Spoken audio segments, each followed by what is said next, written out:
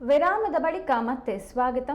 ಬಿಜೆಪಿಯಲ್ಲಿನ ಬಣ ಜಗಳದ ಬಗ್ಗೆ ಸಂಸದ ಬಿವೈ ರಾಘವೇಂದ್ರ ಶಿವಮೊಗ್ಗದಲ್ಲಿ ಪ್ರತಿಕ್ರಿಯೆಯನ್ನ ನೀಡಿದ್ದಾರೆ. ಈ ಕುರಿತು ಮಾತನಾಡಿದ ಅವರು, ಪಕ್ಷ ಸಂಘಟನೆ ಬಗ್ಗೆ ಸದ್ಯದಲ್ಲೇ ಹೈಕಮಾಂಡ್ ತೀರ್ಮಾನ ತೆಗೆದುಕೊಳ್ಳಲಿದೆ ಎಂದು ಪ್ರತಿಕ್ರಿಯೆಯನ್ನ ನೀಡಿದ್ದಾರೆ. ನಂತರ ಕೇಂದ್ರ ಸಚಿವ ಅಮಿತ್ ಶಾ ಮತ್ತು ಡಿಕೆ ಶಿವಕುಮಾರ್ ಒಟ್ಟಿಗೆ ಒಂದೇ ವೇದಿಕೆ ಹಂಚಿಕೊಂಡು ವಿಚಾರ ಪ್ರಸ್ತಾಪಿಸಿದ್ದು, ಡಿಕೆ ಶಿವಕುಮಾರ್ ಕಾಲೆಳೆದಿದ್ದಾರೆ. ಹಿಂದೂ ಧರ್ಮದ ಬಗ್ಗೆ ಅವಹೇಳನ ಮಾಡಿದವರೇ ಇಂದು ಹಿಂದೂ ಧರ್ಮದ ಕಾರ್ಯಕ್ರಮದಲ್ಲಿ ಭಾಗಿಯಾಗಿದ್ದು ಸಂತೋಷ ತಂದಿದೆ ಎಂದು ಟಾಂಗ್ ಕೊಟ್ಟಿದ್ದಾರೆ.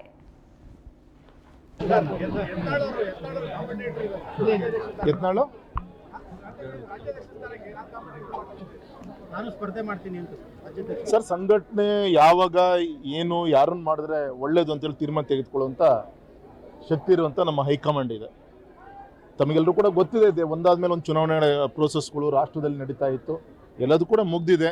ಗೌರವಿತ ಶಿವರಾಜ್ ಸಿಂಗ್ ಚೌಹಾಣ್ ಅವರು ನಮ್ಮ ಇನ್ಚಾರ್ಜ್, ಅವರು ನಮ್ಮ ಕರ್ನಾಟಕದ ಇನ್ಚಾರ್ಜ್, ಗ್ರಾಮೀಣಾಭಿವೃದ್ಧಿ ಸಚಿವರು, ಅಗ್ರಿಕಲ್ಚರ್ ಮಿನಿಸ್ಟ್ರು.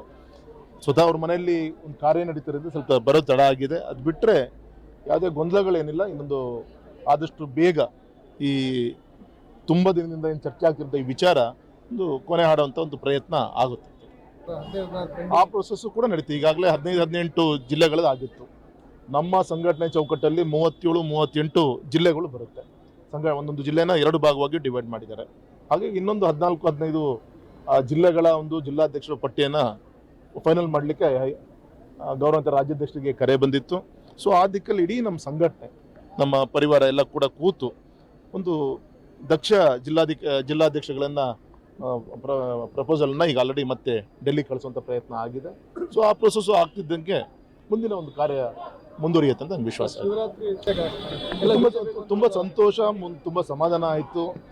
ಯಾರು ಸನಾತನ ಧರ್ಮದ ಬಗ್ಗೆ, ಯಾರು ಯಾವ ಪಕ್ಷ ಈ ಒಂದು ಮಹಾಕುಂಭದ ಬಗ್ಗೆ ಹಗುರ ಮಾತಾಡುವಂಥ ಪ್ರಯತ್ನವನ್ನು ಮಾಡಿದರು, ಆ ಪಕ್ಷದ ಒಬ್ಬ ಗೌರವಾನ್ವಿತ ಮುಖಂಡರು, ಚುನಾಯಿತ ಪ್ರತಿನಿಧಿಗಳು ಈ ಎಲ್ಲ ಧಾರ್ಮಿಕ ಕಾರ್ಯಕ್ರಮದಲ್ಲಿ ಭಾಗವಹಿಸಿದ್ದು ಒಬ್ಬ ಹಿಂದೂ ಕಾರ್ಯಕರ್ತನಿಗೆ ಅತ್ಯಂತ ಒಂದು ಸಂತೋಷ ತಂದಿದೆ ಅಂತ ಹೇಳಿ. ಸರ್, ಇದು ಯಾವುದು ಕೂಡ ಹೊಸದಲ್ಲ ಸರ್. ಇದು ಗೌರವಾನ್ವಿತ ದಿವಂಗತ ಇಂದಿರಾ ಗಾಂಧಿ ಅವರಿಂದ ಹಿಡಿದು ಈಗಿನವರು ಕೂಡ ಕಾಂಗ್ರೆಸ್ಸಿನ ಈ ಒಂದು ಹಿಂದೂ ವಿರೋಧಿ ಚಿಂತನೆಗಳು ಏನು ನಡ್ಕೊಂತ ಬಂತು, ಅದ್ರ ಪ್ರತಿಫಲ ಇವತ್ತು ದೇಶದಲ್ಲಿ ಕೇವಲ ಒಂದು 2-3 ರಾಜ್ಯದಲ್ಲಿ ಇವತ್ತು ಅಧಿಕಾರ ಉಣ್ಣುವಂಥ ಒಂದು ಅನಿವಾರ್ಯತೆ ಕಾಂಗ್ರೆಸ್ ಪಕ್ಷಕ್ಕೆ ಬಂದಿದೆ. ಹಾಗಾಗಿ ಇವತ್ತು ರಿಯಾಲಿಟಿ ಏನು ಅನ್ನೋದು ಜನರಿಗೆ ಗೊತ್ತಾಗಿದೆ. ಇನ್ನು ಮಹಾಕುಂಭದಲ್ಲಿ ಸುಮಾರು ನಮ್ಮ ದೇಶದ ಅರ್ಧ ಜನಸಂಖ್ಯೆ ಅಷ್ಟು, ಅದರಲ್ಲೂ ವಿಶೇಷ ಯುವಕರು, ಮಹಿಳೆಯರು ಎಲ್ಲರೂ ಪಾಲ್ಗೊಂಡಿದ್ದಾರೆ. ಅಂದರೆ ಇವರ ಯಾವುದೇ ಒಂದು ಖಾಲಿ ಮಾತಿಗೆ ಬೆಲೆ ಇಲ್ಲ, ಜನ ಮಾತಿಗೆ ಬೆಲೆ ಕೊಡಲ್ಲ ಅನ್ನೋಕ್ಕೆ ಮೊನ್ನೆ ಮಹಾಕುಂಭನೇ ದೊಡ್ಡ ಒಂದು ಮಹಾಸಾಕ್ಷಿ. ಹಾಗಾಗಿ ಇನ್ನಾದರೂ ಕೂಡ ಹಿಂದುತ್ವದ ಬಗ್ಗೆ, ಹಿಂದೂ ವಿಚಾರಗಳ ಬಗ್ಗೆ ಹಗುರ ಮಾತಾಡೋದ್ಬಿಟ್ಟು ಸಮಾಜ ಯಾವ ದಿಕ್ಕಲ್ಲಿ ಚಿಂತನೆ ಮಾಡ್ತಿದೆ ಆ ದಿಕ್ಕಲ್ಲಿ ಪೂರಕವಾಗಿ ಕೆಲಸ ಮಾಡಬೇಕಾದ್ರೆ ಯಾವುದೇ ರಾಜಕೀಯ ಪಕ್ಷದ ಒಂದು ಕರ್ತವ್ಯ. ಆ ದಿಕ್ಕಲ್ಲೂ ಕೂಡ ಕಾಂಗ್ರೆಸ್ಸು ಅರ್ಥ ಮಾಡಿಕೊಂಡ್ರೆ ಒಳ್ಳೆಯದು. ಇಲ್ಲ